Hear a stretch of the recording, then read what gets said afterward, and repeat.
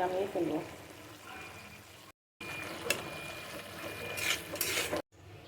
আমি আজকে খুবই সিম্পল একটা রান্না করব, মানে সিম্পল হলেও খেতে অনেক বেশি মজার। কাচকি মাছ, যেটাকে আমি ধুয়ে রাখছি।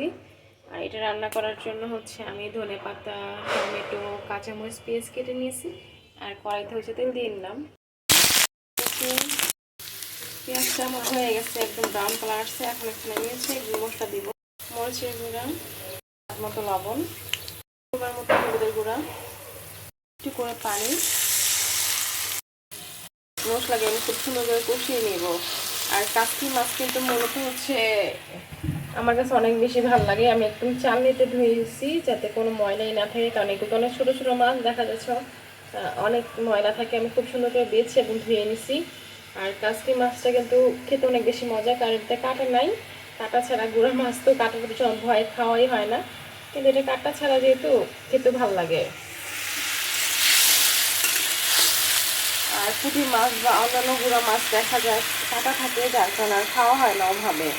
কিন্তু আমার কাছে কাচকি মাছটা অনেক বেশি ভালো লাগে। আর এটা কিন্তু একদম রান্না অনেক সিম্পল, কারণ এখানে কোনো ঝামেলা লাগে না, কোনো মশলাও লাগে না। জাস্ট হচ্ছে হলুদ, মরিচ দিয়ে লবণ দিলেই হয়ে যায়। যেটা এখন শীতের সময় কাঁচামরিচ আর টমেটো আর ধনেপাতা বেশি করে দিলে এমনিটা একটু বেশি মজা লাগে। যাই হোক, আমি মশলাটা কষিয়ে নিয়েছিলাম।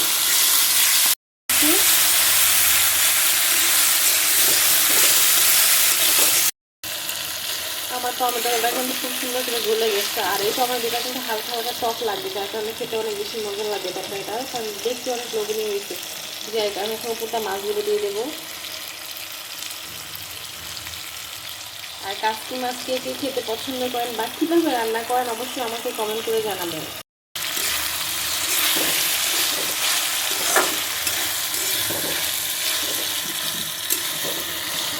খাবারটা কিন্তু অনেক জোস হয়েছে, মানে অনেক বেশি লোভনীয় হয়েছে। আর খেতে অবশ্যই ভালো হবে। কাচকি মাছ পছন্দ করেন এরকম কিন্তু খুব কম মানুষই আছে। তাদের মধ্যে হচ্ছে আমি গুঁড়া মাছ, মানে মাছ আমি খাই না ধরতে গেলে, কিন্তু এই মাছটা আমার কাছে অনেক বেশি পছন্দের। দিয়ে দিলাম অল্প করে, এটা একটু মাছ করে রাখবো আমি। নামানোর আগে হচ্ছে ধনেপাতা দিয়ে নামিয়ে ফেলবো। একদম শর্টকাট রান্না, কিন্তু খেতে অনেক বেশি মজা। কাচকি মাছটা আমার অলমোস্ট হয়ে গেছে, এখন হচ্ছে ধনেপাতাটা দিয়ে আমি নামিয়ে ফেলবো।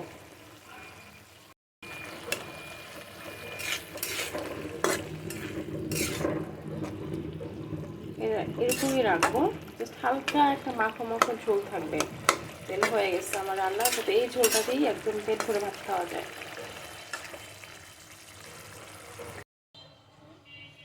একদম রান্না কমপ্লিট হয়ে গেছে, তো আমি নামিয়ে ফেলছি। তো এইভাবে অবশ্যই আপনারা রান্না করে খাবেন, অনেক বেশি মজা হয়, দেখতে অনেক বেশি লোভনীয় হয়েছে।